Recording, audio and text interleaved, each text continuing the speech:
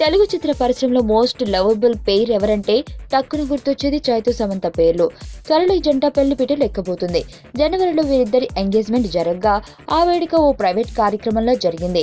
ఎప్పుడూ సోషల్ మీడియాలో యాక్టివ్ గా ఉండే సమంత సినిమాల విషయాలే కాక ప్రైవేట్ వేడుకలకి సంబంధించి కొన్ని ఫోటోలు షేర్ చేస్తూ అభిమానులని అలరిస్తుంది. తాజాగా ఈ అమ్మడు తన ఇన్స్టాగ్రామ్ లో ఓ పిక్ ని షేర్ చేసింది. అంతేగాక ప్రతిరోజు నువ్వు నన్ను సేవ్ చేస్తూనే ఉంటావు అని హ్యాష్ ట్యాగ్ తో హోల్డ్ అండ్ ఫర్ ఎవర్ అనే కామెంట్ చేసింది.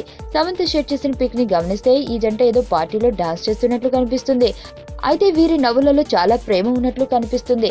ఫుల్ గా ఎంజాయ్ చేస్తున్న ఈ జంటను చూసి అక్కినేని ఫ్యాన్స్ తెగ సంతోషపడుతున్నారు.